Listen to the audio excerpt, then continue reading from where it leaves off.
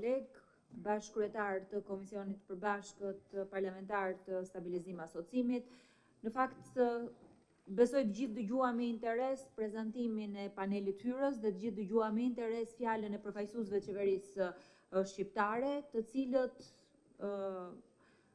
theksuan fort se sa rëndësi ka procesi i integrimit për Shqipërinë, një rëndësi që nuk besoj që dikush në këtë sallë ose përtej kësaj salle e vendos të ndyshim, po të gjithë jemi të qartë që ardhmja e Shqipërisë është atje në Bashkimin Evropian, po ajo që nuk bien dakord është mbi përmbajtjen dhe me mënyrën se si ky proces duhet ecë dhe të zhvillohet. Në letër Shqipëria ka hapur grup kapitujt, po është e vërtet, dhe për këtë dhe opozita shqiptare ka luajtur një rol shumë të rëndësishëm, por në realitet ne sot ndodhemi përpara një procesi i cili fatkeqësisht ka një mungesë të theksuar transparence.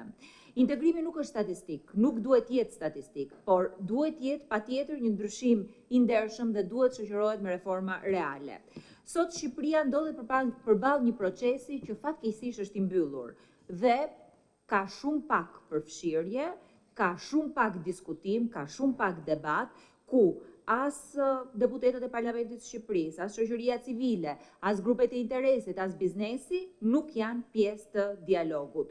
Rruga europiane fatkeqësisht është mbështjell me një sekret ku duket sikur vetëm disa zyrtarë qeverisë shqiptare shkojnë e bëjnë prezantime PowerPoint në Bruksel, ndërkohë që debati i vërtet për atë që reformat e nevojshme duhen zbatuar me gjithë përfshirje dhe Parlamenti shqiptar duhet patjetër të jetë pjesë e saj, sot po i mungon. Unë i dëgjova me shumë interes përfaqësuesit që folën për rëndësinë që ka Parlamenti, por nga ana tjetër edhe për rolin që duhet luajë Parlamenti në procesin e integrimit. Dhe me keqardhje dua t'ju them që vetëm 3 muaj më parë, nga Asambleja e Partisë Socialiste, pa asnjë konsultim, pa asnjë debat, u vendos riformulimi i njëanshëm i komisioneve parlamentare. Në mungesë të dialogut me opozitën, u krijua një model i ri parlamentar i njëanshëm, i papajtueshëm edhe me frymë në procesin e integrimit, duke e përjashtuar opozitën nga ky proces. Në letër sigurisht kolegët flasin shumë bukur, por në praktik aktet tregojnë ndryshe. Dita e dieshme mbas 2 muajsh ka qenë dita e parë kur Parlamenti pati një seancë normale. Ndërkohë që gjatë gjithë kësaj periudhe majoranca është përpjekur që të kufizojë hapësirën e opozitës në parlament, nga 4 kërkesa që opozita ka pasur, duke nisur për debat parlamentare, duke vazhduar me pyetje, seanca, interpelance, të gjitha janë refuzuar, dhe mua më vjen keq që të them që ky është një regres institucional që ka prekur vetë zemrën e demokracisë parlamentare, ndërkohë që parlamenti sot duhet ishte qendra e debatit politik, qendra e debatit për integrimin dhe sigurisht qendra ku duhet sigurohej edhe gjithë përfshirja. Unë e vlerësoj shumë rolin që zoti Tarkino ka luajtur për përfshirjen e opozitës, njëkohësisht edhe të kreut të delegacionit të Bashkimit Evropian, por kjo duhet patjetër që të fillojë të ndodhë edhe në praktik.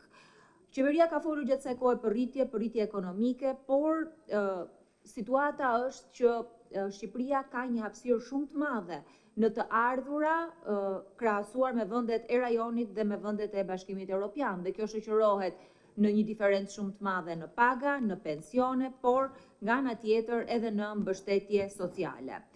Modeli ekonomik sot është i fokusuar vetëm në rritje nga një sektor i cili vjen nga ndërtimi dhe nuk është një model ekonomik që prodhon gjithë përfshirje nga njëra anë, por nga ana tjetër stimulon dhe pastrimin e parave dhe fenomenet të tjera të cilat lidhen me krimin organizuar dhe korrupsionin, që fatkeqësisht vazhdojnë dhe mbeten fenomene të Shqipërisë të vitit 2025.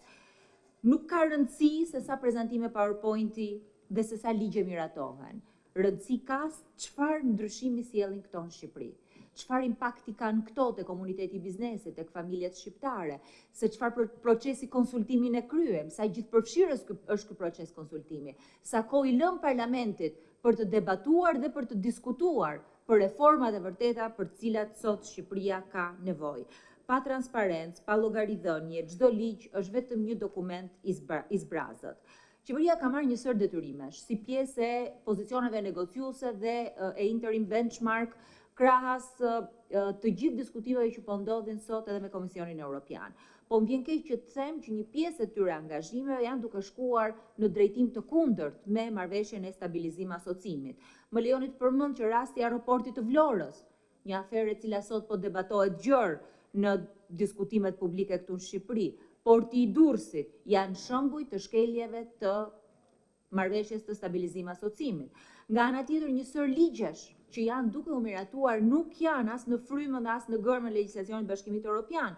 Ligji investimeve strategjike, paketa e maleve, korporata e investimeve, ligji për menaxhimin e mbetjeve, janë ligje të cilat me të vërtet cënojnë një sër parimesh duke nisur nga konkurenca, të cilat nuk duhet as të diskutoheshin në Shqipëri në këtë moment. Asnjë vend që nuk ka liri mediash nuk mund diskutoj për hapje kapitujsh me Bashkimin Evropian. Raporti i fundit ose BE-Odirit ishte jashtëzakonisht shqetësues për sa i përket lirisë së mediave, për sa i përket dekriminalizimit të shpifjes dhe një sër elementësh të cilët lidhen me pavarësinë, jo vetëm të operatorit të radio-televizionit publik shqiptar, po njëkohësisht dhe për një mjedis mediatik ku fatkeqësisht ka sulme ndaj gazetarëve, përqendrim të informacionit dhe një anshmëri në transmetimin e lajmeve. Kjo u shoqërua edhe gjatë procesit zgjedhor. Integrimi sot është në një fazë ku me të vërtet ka nevojë që bizneset shqiptare të përfshihen dhe të përshtaten me standardet e Bashkimit Evropian, ndërkohë që sot në parlament po miratohen ligje me nxitim dhe pa konsultim. Dëgjova kryetarin e parlamentit që përmendi 3 ligje të caktuara që janë duke u diskutuar në parlament, një ndër cilët është dhe ligji i konfliktit interesave. Mua më vjen keq them, po ky është një ligj i cili duhet patjetër që debatohet gjërësisht. Së pari me aktorët politik dhe së dyti me komunitetin. Nuk ka se si të vi një ligj i tillë vetëm një anshmërish nga politika. Çdo reformë që vetëm nga majoranca, çdo reformë që ka ardhur një anshme ka dështuar edhe në zbatimin e saj. Integrimi kërkon përgatitje, nuk ka nevojë për improvizim dhe kjo përgatitje duhet vi patjetër edhe nga parlamenti. Sot Shqipëria ndodhet mes një udhkryqi që është shumë i rëndësishëm për të përcaktuar rrugën tonë të ardhshme, midis realitetit dhe asaj që shkruhet në raporte, midis propagandës dhe reformës, por fatkeqësisht edhe midis kapjes dhe lirisë. Partia Demokratike dhe opozita nuk e ka vendosur ndonjëherë integrimin në pikpyetje. E ka mbrojtur si mision kombëtar, ka luajtur një rol jashtëzakonshëm gjatë mandatit të shkuar dhe sesionit të shkuar parlamentar, duke kontribuar aktivisht në këtë proces, sepse për ne integrimi nuk është një premtim elektoral, por është obligim edhe ndaj parimeve të demokracisë, edhe ndaj parimeve për mundësitë barabarta, por nga ana tjetër edhe parimeve për drejtësi. Por ne duhet të kuptojmë që rruga e Shqipërisë për Bashkimin Evropian kalon së pari nëpërmjet zgjedhjeve të lira dhe të ndershme, që raporti ose BE-Odirit më vjen keq të them, por nuk e klasifikoj tilla, nëpërmjet lirisë së medias, duhet kaloj patjetër nga një qeveri e pakorruptuar, patjetër nga një autonomi lokale e pacënuar, nga drejta pronës, nga drejta e njeriut dhe një sër elementesh të tjera që sot janë në pikpyetje. Më lejoni të përfundoj duke thënë që opozita është këtu për të qenë pjesë e këtij procesi. Opozita është këtu dhe do të vazhdojë të jetë për të folur dhe për të punuar me forcën e argumentit, por nga ana tjetër edhe me besimin se Shqipëria mund të jetë me të vërtetë evropiane, jo vetëm në fjalë, po edhe në vepra dhe në çdo reformë që parlamenti do të ndërmarrë. Faleminderit.